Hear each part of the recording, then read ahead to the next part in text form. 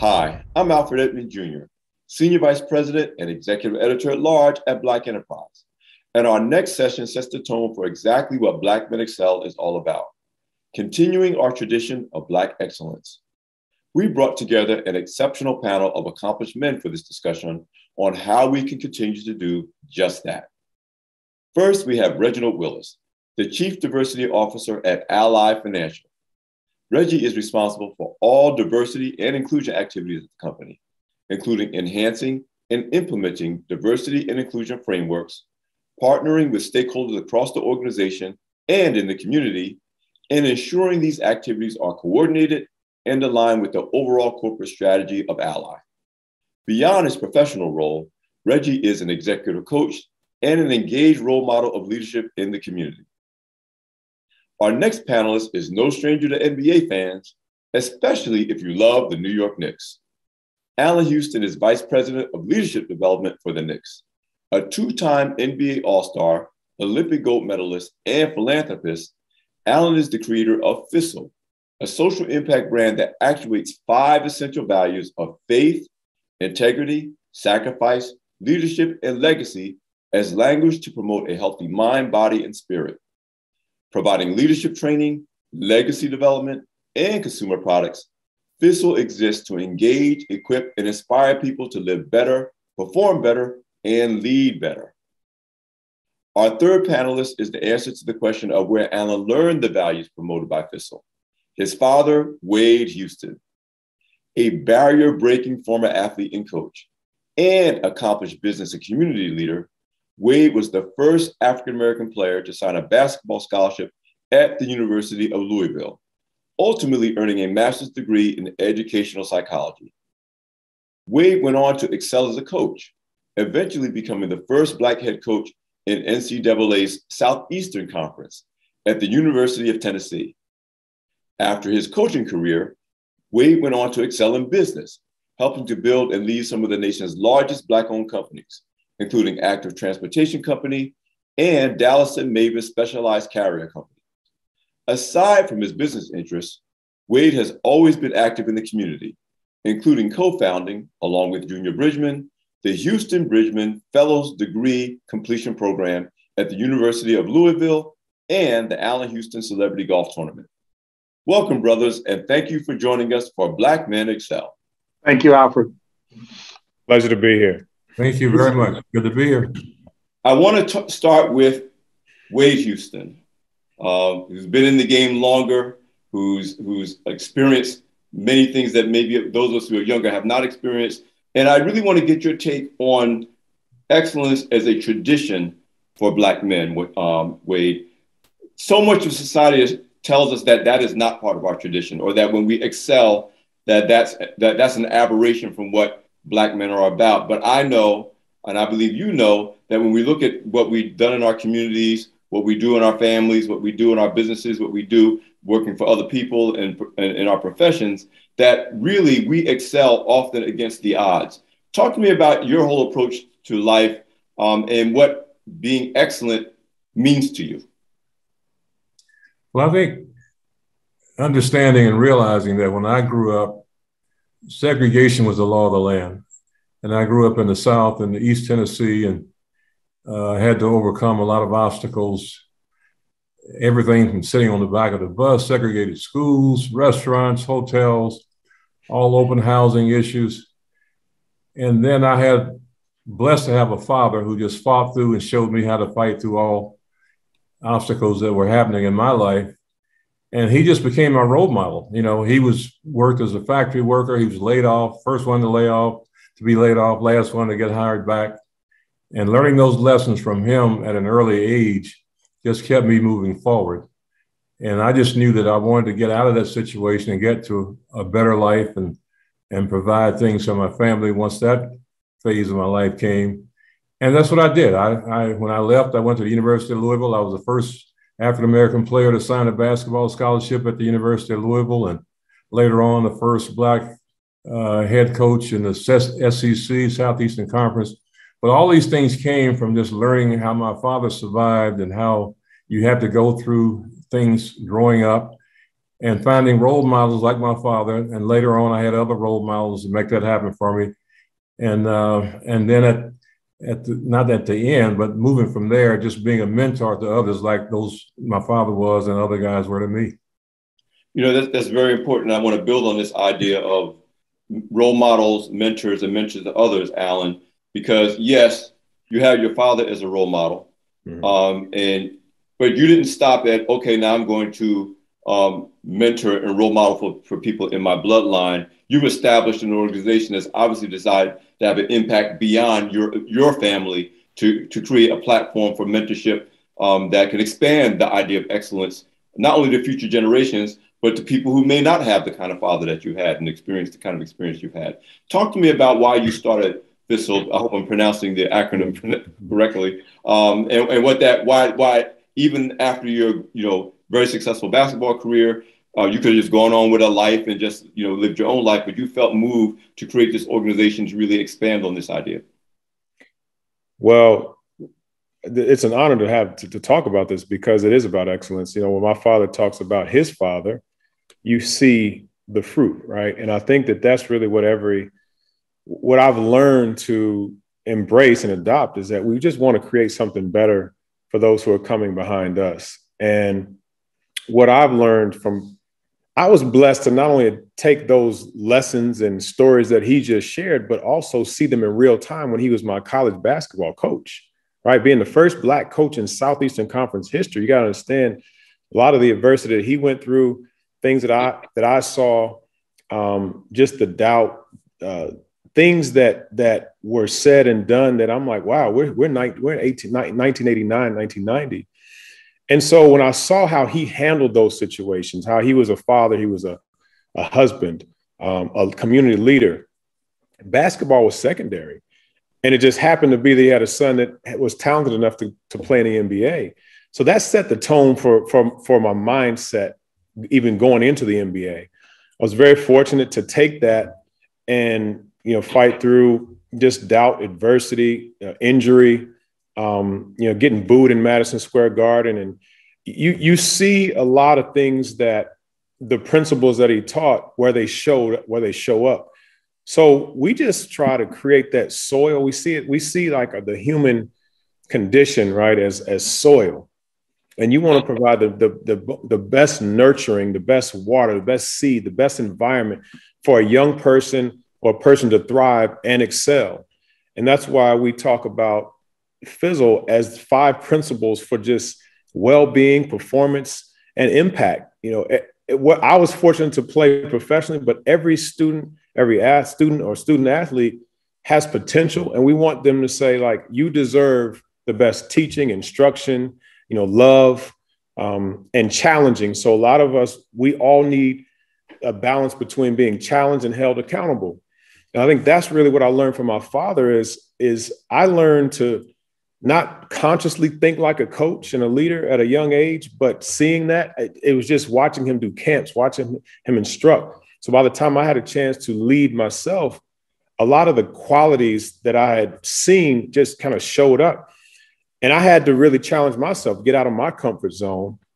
So when it came time to really think about what is a way to pass this on, it was about coaching, but it's about financial sustainability. How can a person, take principles in life, apply them, but also invest in himself or herself and leave something beyond. So that's why we wanted to create a brand that not only taught these principles, but had something tangible that the people could wrap onto, whether it's an NBA licensed apparel product, whether it's a multimedia platform that young people can plug into.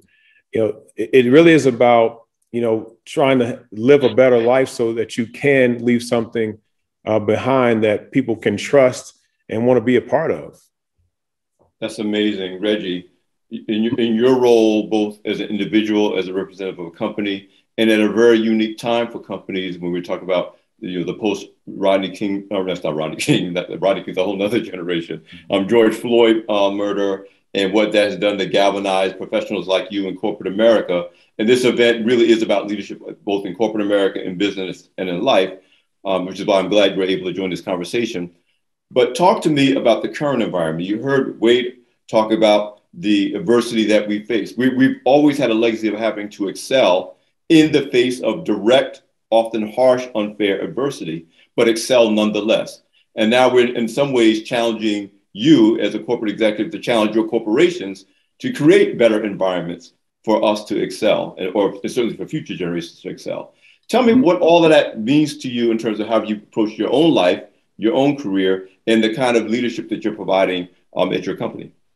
Yeah, Alfred, thank you for that. And I'm glad that I'm here today. And your Freudian slip kind of brought something to my attention that, 30 some odd years later, we're still having the same dialogue and still witnessing the same atrocities happening to Black men, right? And so I think when you go back a little over a year ago, when you talk about George Floyd, for us, I think it just put, the COVID, I think was, I don't want to say an ideal time for something like that to happen, but it made people, no one had any distractions. No one had anything else that they could kind of focus on. So we were all focused on that 8 minutes and 47 seconds. And it changed the way I think a broader subset of society looks at this issue of injustice and this issue of systemic racism. And so for corporations now, I think you see many more corporations not running from this conversation, not kind of parsing social and corporate issues. They're seeing them as one, and there's a corporate responsibility for leaders of these companies to have a voice and to play a role in changing the trajectory of our country. And so for Ally, a lot of the work that we've done has been around how can we, within our spheres of influence, change the systemic issues, taking the systemic approach. So we've identified something we call our financial and social inclusion plan, and that really addresses these systemic issues in 4 major areas in our corporate citizenship or our giving efforts in the communities that we do business. From an employee perspective, so how are we enabling our employees to be able to have that sense of belonging and really increase their representation at our senior levels? And then we've got a consumer or customer focus. So how are we creating pathways to wealth for our customers and really trying to close that wealth gap for our Black and brown customer base? And then finally, the suppliers that we do business with, right? I listened to Alan talk about his organization and the many other, Black run and minority run small businesses. How do we give them an opportunity to engage in many regards in an area that was kind of shut off to them? When you think about some of these large contracts, many of them were just not something that we had the ability to even to bid for or have access to. So really trying to create those pathways and opportunities for minority-owned businesses to have a seat at the table and have access to, those wealth-generating opportunities. Wade, we heard that saying, I've seen this movie before. So we already had the Freudian slip of Rodney King to George Floyd. We can go back to Emmett Till. You have enough of a perspective to have seen this journey for us as Black people and Black men in particular, from a perspective that the rest of us on this conversation haven't. Yet you maintain hope. You can stay committed to excellence. You not only model that for your son, but for, I'm sure, the athletes that you come encounter with. And I think there's something you can share with our audience about what it means to still keep your eyes on the prize, still hold yourself to a high standard, despite the forces that might be arrayed against you. What would you share with our audience about understanding that this excellence is our legacy? This is not an aberration. This is who we are, and this is how we've gotten this far. Yeah, I draw back on a lot of experiences that I had, and I mentioned some earlier, but I can remember the one significant thing that happened to me was to attend a Martin Luther King rally in Frankfort, Kentucky in 1964. And I was able to get up to the front, maybe the second or third row at that rally and just listen to him. And there was Mahalia Jackson, and there was Jackie Robinson was there, Harry Belafonte. And I was just amazed at what I was seeing. And then just to listen to his speech, it was embedded in my life from that point on. So just remembering how that took place. And then fast forward to just, a year or so ago, in Louisville, we had the death of Breonna Taylor. Mm-hmm. And that was another significant impact on my life because, we just didn't know where the city would go from there. But then when that happened, we had all kind of events. We had people who said they were intentional about changing the landscape in Louisville. You know, they were throwing money here and creating these organizations and saying, this is what we're going to do going forward. But the thing we've tried to do and try to make people understand is that once someone has an opportunity, let's say you decide to help a significant number of people, what are the wraparound services that come with that? I mean, you know, do you just put money into a certain area, whether it's academics, whether it's healthcare, whether it's economics? You know, I think we have to be intentional about making sure that the wraparound services are there, because if not, I mean, it's not going to work. So we spend a lot of time with different organizations, Big Brothers and Big Sisters. Alan has been down with Fizzle, and that's my goal is to try to stay on top of things that can provide wraparound services once someone is intentional about trying to help our people. You know, I think you make a great point, because I tell people, and a systemic challenge requires a systemic response. Yeah. So if a corporation just kind of throws an initiative there and throws a few $1 million here, but it's not structural and it's not designed to grow and replicate itself, then it might do some short-term good, but it's not going to change the equation.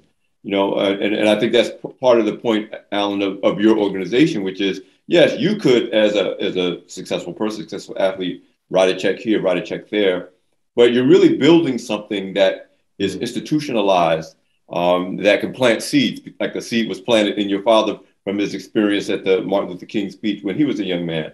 Talk to me about what you're seeing in young Black men in particular, and what things that you see need to be done to increase the odds that seeds will be planted in them so that they will continue the legacy and tradition of excellence that is all of ours as Black men. Yeah, well, one thing that my father in his humility didn't mention is, you know, he and my mother started a logistics and transportation company.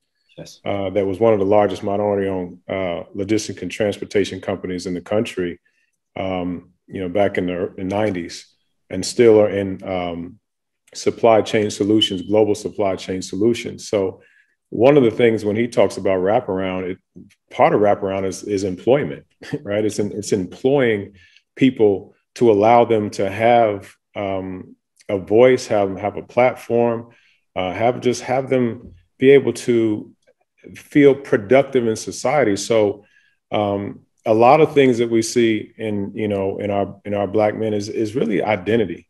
The first thing that, you know, you started off this conversation talking about my father, talking about his father, and you know, we just really want to make sure that our Black men know exactly who they are, how excellent they are, and how they can be. And there's a fine line, as I say, between giving them that challenge and letting them reflect on who they really are and want to be, but give them tangible tools and skills and a platform. I mean, look, you know, we see our young Black men that literally because of the pandemic and just distrust in society, distrust in leadership, whether it's in home, whether it's in school, just systems in general, are not even wanting to go to school and participate in society. So a lot of it is meeting those basic needs and saying, what is it that you really enjoy doing? What is it you really want to do? And I believe coaches and counselors, you know, right now are some of the most important people, because they are meeting the needs of a young person to say, what is it you really want to do? Right. So I think it's there, and just loving them. You know, again, think about how many Black men can say they had another Black man say, I love you unconditionally. I support you. Therefore, I'm going to challenge you. Right. So I think it is that relationship that we need to just, as Black men, need to be okay with. So, you know, I think we have this kind of thought process in Fizzle when we're doing kind of leadership training is you need a lens and a mirror, right? Your lens is, where do you see your highest thought process and perspective from? You know, as a man of faith, I believe that God has given me principles and a perspective to live by, right?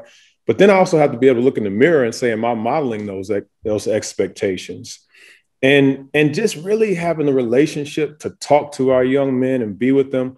And the reason I really appreciate this conversation is because I was very blessed. I realized that to have not just a coach, but a father and a coach who modeled his expectations. So a lot of it is about the accountability of our leaders, walking with them, but also loving our young men so we can challenge them. I see it in coaching. I'm still working with the Knicks. And when you have that relationship and you establish that, you can challenge a young man. And a lot of our Black men are misunderstood because they're taken for absent because they haven't been had the relationship training, so to speak, to have these tough conversations. But if you give them that platform, the sky's the limit. But I love it is about this opportunity to be in those environments. Reggie, again, there was some method to the madness of trying to connect you three together in this conversation, because we're talking about a tradition and a legacy of excellence. We're going to say Wade is representing that. Then we're talking about how do you cultivate and replicate that. And that's what Alan is doing, both with his organization and in many other ways. Then you're talking about one of the core issues around excellence in leadership, and is actually going to come back to our circle because Wade talked about opportunity. And of course, one of the things that we've wrestled with in society and in corporate America in particular is where is the opportunity, in this case for Black men, to not only get employment, but to get advancement and to be able to be rewarded and excel and get all that comes with it on the same level as everyone else. And so when Alan talks about performance, but Alan also about creating the talent pool when all is said and done, that we have to draw from if we're going to get executives in the NBA and executives in corporate America and successful entrepreneurs like Wade in larger numbers and growing scale. So talk to me about that whole connection, because often we've heard through the institutions, including corporate America, like, oh, we would, but there's no one that is talented. We can't find them. And what Alan and other organizations are doing is like, no, we're cultivating these young men so that you can't say that they're not there. But if we do all of that and they basically lose hope, as Alan said, or don't really believe that there's any opportunity, it's all for naught. And of course, that goes to the core of what you do for Ally as their chief diversity executive. But talk to me about what happens at that end. Because if you can connect that dot and Black men, in this case, see opportunity in corporate America and they rise, they become the new Wades who are role models that inspire the next generation of Al. You know what I'm saying? You complete that cycle. So talk to me about that, both not just an Ally, but in your own experience as a Black man who's now built a career in corporate America, but I'm sure has been in spaces where you were the only one, or you seem like an aberration when there are other brothers that can do what you do. Absolutely. And Alan, Wade, I have to applaud the two of you. And Alan, I listened to how you speak about your father, and I had the luxury of having a father very similar to yours in that most of my life has been modeled after my dad. So my dad started his career and ended his career in the insurance industry. I started my career in the insurance industry. He was a first generation college student. He went to Prairie View A&M. And like I said, I followed in many of his footsteps. He's an Omega. I'm an Omega. He does executive coaching. I do executive coaching outside of this space. So I think you can't undervalue the ability to see a role model that is emulating the values that you want to possess as you move forward. And I think the other thing Alan said that transcends, if you're working in the private sector, public sector, I think what's critically important for Black men is to have someone that's holding you accountable and be willing to be held accountable. And I think too many times we've created this environment where if someone holds you accountable, they're challenging your manhood somehow, rather than, Alan, you use the word loving you. Right. And I think that there's a tremendous amount of love for me to care enough to hold you accountable to what you said you were going to do or what's necessary for you to accomplish success. So for us at Ally, we do a couple of things. One, we are working with those pipeline organizations like Road to Hire. We've got a few others that are working on not just providing opportunities for, but the training and the skill sets that they need to fill the jobs that are on the way. Right. So we partner with a number of those organizations. within our footprint. So typically locally in Detroit and Charlotte, but we have national representation as well. And it's really about not just, as you mentioned, Wade, throwing money at a solution, but how do you provide those wraparound services and then access to and a pathway to those opportunities once you do that. So it's about planting the seed early and then showing them the vision on how they make it there. And then, creating that seed or keeping that seat at the table for them. And then once they get into our organization, it's up to us to, like I said before, hold them accountable. And how do you do that in a real tangible way? So you aren't just saying, well, I know how you feel, man. That's just, whatever the situation is. No, if you're not showing up to work on time, that's not on the system. If you're not doing your work, that's not on the system. I think, I grew up as an athlete too, and you had your teammates to hold you accountable. And what the structure is that I would love to create and try to replicate in a corporate environment is we're all teammates. We're all trying to, we're all striving towards the same end goal. So it's up to us to hold each other accountable. And I think that that's how you start to get a different level of success, is when you get enough Black men, since that's what we're talking about, in positions of power, to then look back, bring people with them, keep the door open, but hold each other accountable once you do obtain whatever level of success that you're at. So it's not just a matter of, it's a one and done, or you're the only one. And you mentioned, Alfred, that you're an aberration. I started my career in the early 90s. And even at that point, I was still many times the only or one of a very select few of people that look like me. And I want to get past the days where I have to go into a room and look to see if anybody else looks like me, because I know that that's a part of what's going to happen regardless of the spaces that I'm in. I'm going to say something that I've said many times, both on Black Enterprise platforms and other platforms. First Black is not an achievement; it's an assignment. And Wade, you're a living example of that. And you guys are really setting the table for this whole conference, because you're hitting on the key themes that are key to us replicating and building on the tradition of excellence that is our legacy as Black men. Role modeling, mentoring, accountability, performance, because we know they'll invest in our potential for a while. Sooner or later, we got to perform. And then sponsorship, what we say about each other, the opportunities we present each other when we're not in the room, but we know we have a network of people that we know that can get the job done, and we can advance that. So, to kind of connect all these dots, and I want to start with you, Wade. Talk to me about how we can inspire the audience, mostly men. There are, I'm sure, women at this event too, but mostly Black men who are here to be uplifted, to be celebrated, but also to be challenged to continue this tradition. What would you say to them about what we all need to do, no matter what generation we're from, no matter what walk of life we're in, to build and continue on this tradition of excellence?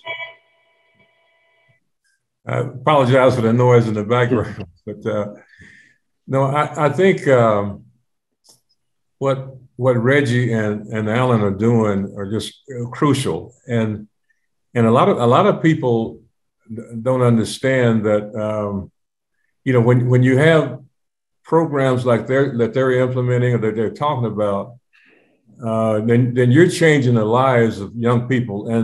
And statistics show that when you're involved in a program like Fizzle and involved in Reggie's program, then there's so many positive things that result from a one-on-one relationship like that. So a lot of times I think we try to just encompass so much with the young people that it doesn't always work that way.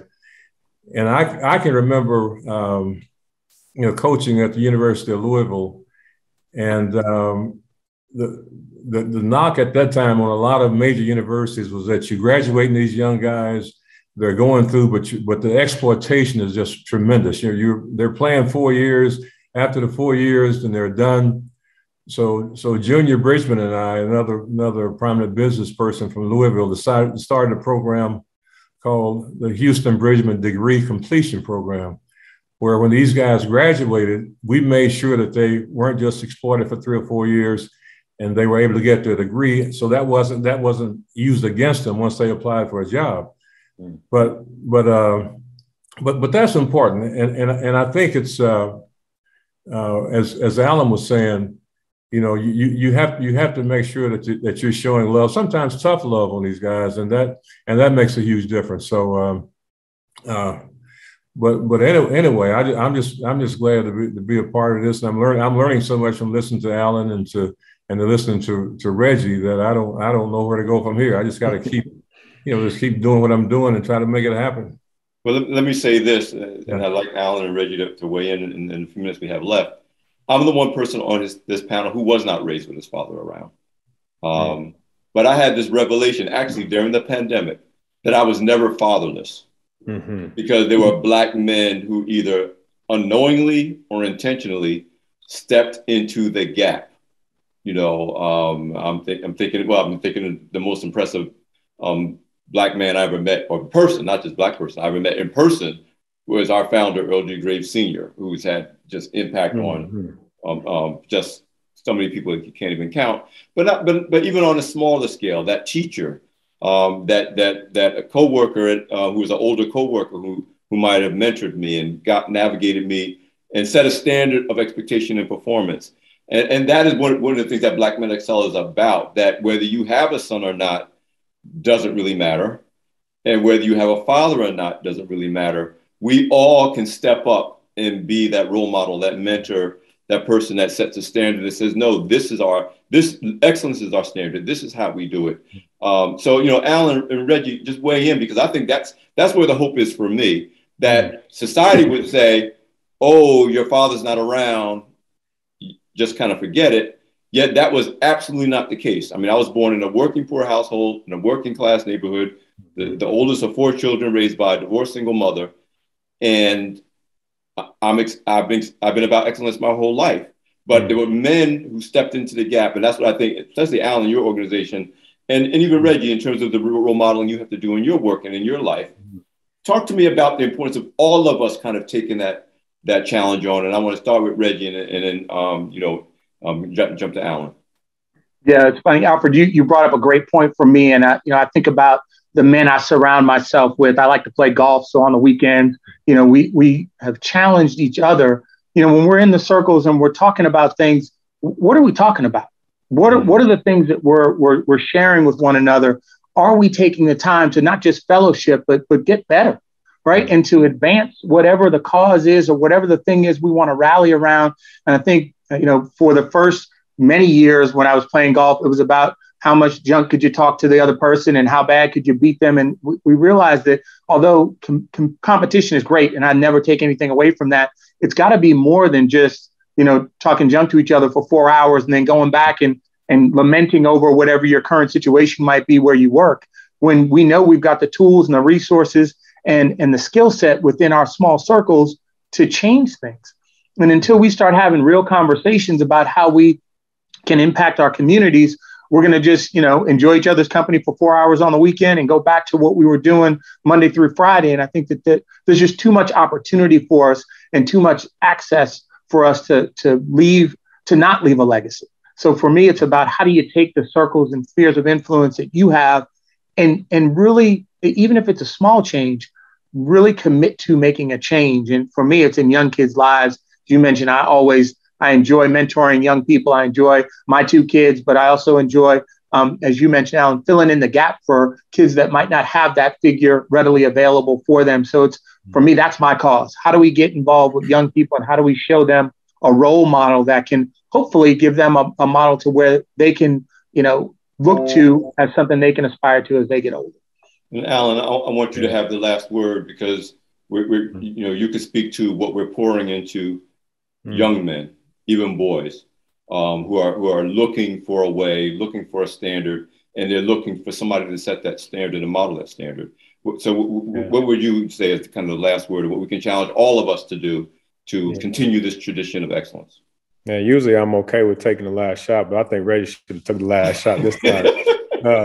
Because he hit it right on. I mean, I think about the first letter of Fizzle and the last letter. The first is faith. Like what I've been hearing everybody say is, let young men see what's possible. We haven't been able to see what's possible, right? We need more men to show other young men what is possible. When they see it, they can envision it and be it, right? Eventually. And like also, get out of our comfort zone. It's bigger than me. You know, when I still go back to the University of Tennessee, and we talk a lot about this idea of it's not about me. And when you think about legacy, you know, what mark do you really want to leave? What is it that you really want to be said, and what impact do you really want to make? One of the first questions that we ask a lot of the players is, don't worry about your stats right now. How do you really want to impact winning? Like how do you want to impact winning in this game or in a season? And it makes you think about little things that you can do rather than just what everybody else is expecting. What is a little thing that you can do to make a difference that may not be the conventional way that everyone else is doing? So we have to ask questions. We have to, like, I love what Reggie said about getting in, circling up, getting out of your comfort zone, asking, first of all, ask ourselves tough questions, which is really hard to do. Right. Then when you challenge yourself, then you feel more comfortable and be more willing to do things. I think a lot of men don't do it because they're not feel within themselves like they're worthy of doing it. Right. So we just have to build each other up, keep talking, make it intentional to have these conversations. This is a beautiful thing right here. Just sitting here, like my dad said, just sitting, listening and taking this all in. Every second, that's one thing I learned from him, he and my mother, is every second matters. Everything matters. Like our kids say nothing. Yeah, you hear our kids sometimes say it doesn't really matter. No, everything matters. So I just think that in closing, it's a mindset. It really is a mindset that we want to continue to cultivate, to emulate, and to pass on. This has been an honor just to be talking about this. Go ahead, Dad. I know you. I can see when he's about to jump on something. No. One brief thing that I just wanted to add, and I will be brief. But I think what we try to do again in Louisville is to get people to think outside of the box, you know, and to be creative on how you're going to deliver services and how you're going to deliver or improve the status that we have here. So a lot of people say, "Well, I tried that and it didn't work, so now you can't blame me for not trying." So one thing that we try to spend a lot of time on is getting people to think outside the box, because with technology now, with all the resources that we have, you can be creative, you can think outside the box and make a difference in the lives of people that you're encountering. You know, you guys have totally perfectly set the table for this conference the next 2 days. I want to focus on thinking outside the box. But I want to also leave on this idea that Alan just said, building each other up. That's what Black Men Excel is all about. That's what it was about as an in-person event. That's what it was about as a virtual event. Because if we can build each other up, we will build on our legacy of excellence. Thank you all, you guys, for joining us, for setting the table so well, and just for giving your time, your expertise, and your passion for Black Men Excel.